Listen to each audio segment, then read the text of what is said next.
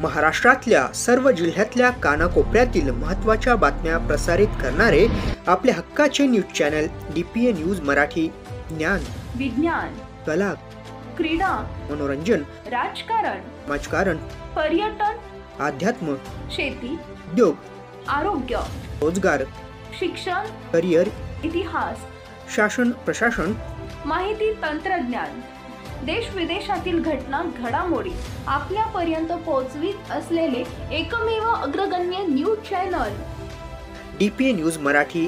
शोध सत्य बातमीचा. निसर्गावर वडवृक्ष अनुसरून कवीने गायलेली कविता होत आहे प्रचंड व्हायरल. सध्या सोशल मीडियावर अनेक नवनवीन रोजच व्हिडिओ व्हायरल होत असतात. अशातच सध्या निसर्गावर म्हणजेच वडावर अनुसरून एका कवीने सुरेख आवाजात मैफिलीत कविता सादर केली. या कवितेमुळे निसर्ग, हास्य आणि संवाद या तिघांचा आपल्या जीवनावर नक्कीच परिणाम करण्याचा प्रयत्न केला आहे. लक्ष इकडे आहे असं समजून मी कविता सादर करतोय. कवितेचं नाव आहे वड म्हणला बाई तुला दोन्ही हात जोडले. काही नाही, साधी कल्पना आहे. वडामधला आणि त्या बाई मधला तो संवाद आहे, बाकी दुसरं तिसरं काही नाही. एक बाई लगबगीनं पूजेसाठी आली. एक बाई लगबगीनं पूजेसाठी आली. भक्तिभावाने वडाला चक्रा मारू लागली. भक्तिभावाने वडाला चक्रा मारू लागली. वड देवा पूजा पदरात घे. वड देवा पूजा पदरात घे. जन्मोजन्मी पुन्हा मला हाच पती दे.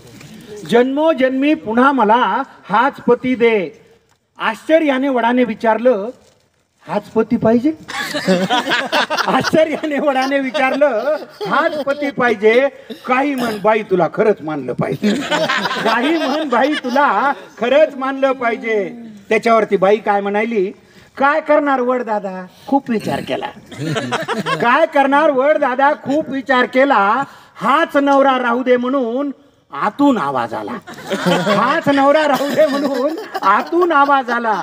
त्याच्यावर तो वड म्हणायला, एवढे दुर्गुण असून सुद्धा याचीच निवड केली. एवढे दुर्गुण असून सुद्धा याचीच निवड केली. म्हणून माय मला तुझी फारच दया आली. म्हणून माय मला तुझी फारच दया आली. त्याच्यावरती बाई काय म्हणली, त्याच्यावरती बाई म्हणते, वड देवा तसं काहीच नाही. वड देवा तसं काहीच नाही. असं नाही की आमचं बिलकुलच पटत नाही. असं नाही की आमचं बिलकुलच पटत नाही.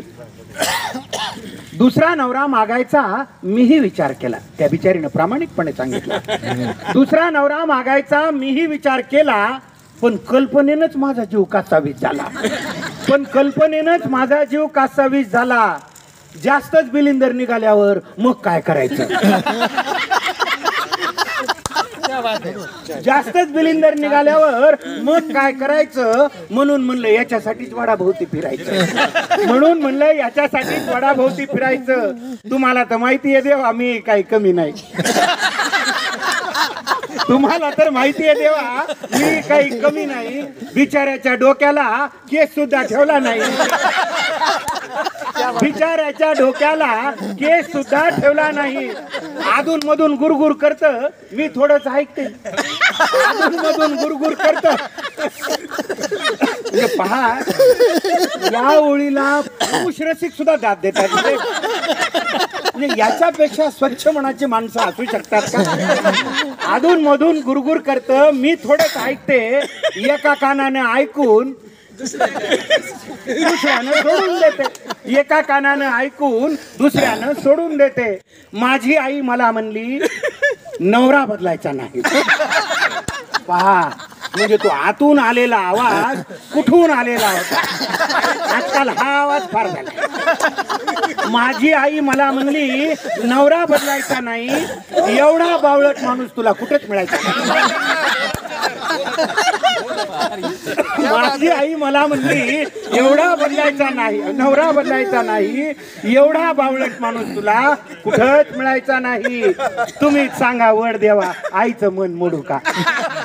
तुम्हीच सांगा, वड देवा आईचं मन मोडू का, नशिबाने मिळालेलं चांगलं माणूस सोडू का? नशिबाने मिळालेलं चांगलं माणूस सोडू का? वयोवृद्ध झाडाने पण गडगडाटी हास्य केले, वयोवृद्ध झाडाने पण गडगडाटी हास्य केले. वड म्हणला बाई तुला दोन्ही हात जोडले, वड म्हणला बाई तुला दोन्ही हात जोडले.